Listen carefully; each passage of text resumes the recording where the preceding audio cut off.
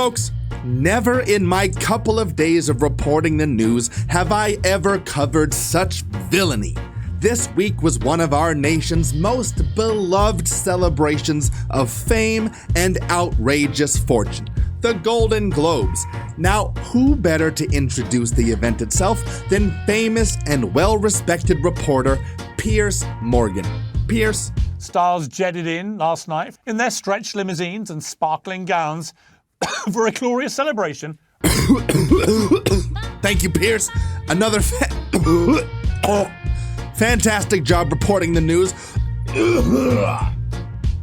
Allow me to sum up Mr. Morgan's words. The Golden Globes is a sacred and important event where we all take a break from struggling to afford a home, gas, and food to appreciate and praise Hollywood's most fortunate, because those are the people who need a pat on the back the most. They only get like 4 or 5 of these events a year, so it's very important we all tune in and show our support. Quick side note, Piers Morgan, I tried to copy your reporting style and now I'm losing my voice. I don't know how you do it, sir. You are truly talented.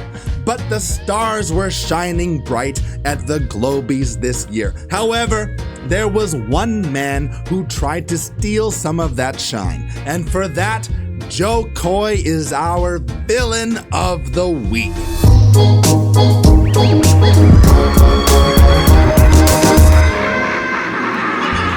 Jo Koy, which is of course short for Joseph Glenn Herbert. Mr. Koy hosted the Golden Globes this week and managed to offend everyone in the room when he said, "Big boobies." Immediately, the comments flooded the X, calling Jo out for being misogynistic, unfunny, and male. Jo Koy defended himself by saying, Some I wrote, some other people wrote. I wrote some of these, and they're the ones you're laughing at.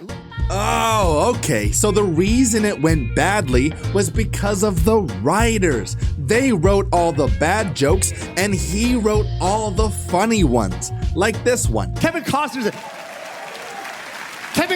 never here.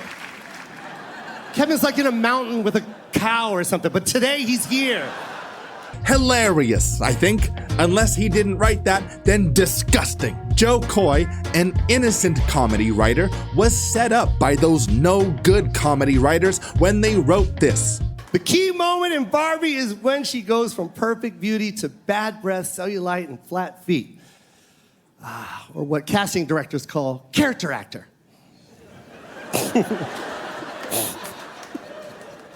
Yeah, that didn't go over well, which means he didn't write it. He couldn't have. He was too busy writing the funny ones, like this one. Robert De Niro's here. I'm sorry, I'm a fan. I'm fanning out. I love you, Robert. Okay, if it's awkward, I'm sorry. I had to do that in front of you. I know it sucks. Okay, not that one. Wait a minute. My New Year's resolution for 2024 is to finish Oppenheimer in 2025. Yeah, we'll find it. I loved Oppenheimer. I just got one complaint. Needed another hour. Hey, all right, there we go. That kind of works, right? I mean, sorta. That's what we're going for. Sorta funny. Yo, I got the gig 10 days ago. You want a perfect monologue? Yo, shut up. That's right. This is your fault, people. Lower your goddamn expectations. You think you can just write a couple of funny jokes in a week and a half? Impossible! Now, it's a tradition that dates back centuries that when we gather all of our royalty into one room, we employ a court jester, otherwise known as a fool, to entertain our royal persons. But as was the case with famous fool Archibald Armstrong, you better not make any jokes at the expense of the royalty themselves, or you'll have your coat pulled over your head and discharged. All right. Has anybody pulled Jo Koy's coat over his head? That's what you're supposed to do, because he did make fun of our royalty, and there are none more royal than one Taylor Swift. Shit. I'm so sorry, Miss Swift. God, my fucking writers. I didn't write that. I swear. Some piece of shit sitting over here did. Get over here, you fucking guy. We came on after a football doubleheader. The big difference between the Golden Globes and the NFL, on the Golden Globes, we have fewer camera shots of Taylor Swift. I swear. There's just more to go to here. Sorry about that. And that was it. If looks could kill, Jo Koy and anyone Taylor's ever looked at would all be dead. The only question on everyone's mind is, where the hell was Taylor Swift's Will Smith? The last time someone made that face at an award show, her Will Smith beat the shit out of the court jester.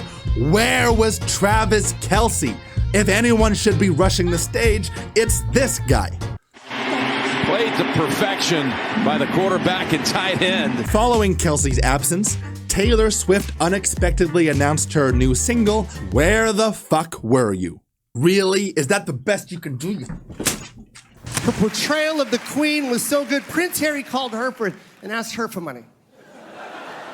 Like I said, I didn't write all these. That one's not mine. Following the Golden Globes, the media reacted to Koy's performance, with most criticizing, but one positive outlook on the performance came from an unlikely source, The View, saying, "In that room, Jo Koy is punching up. Nobody feels sorry, just smile."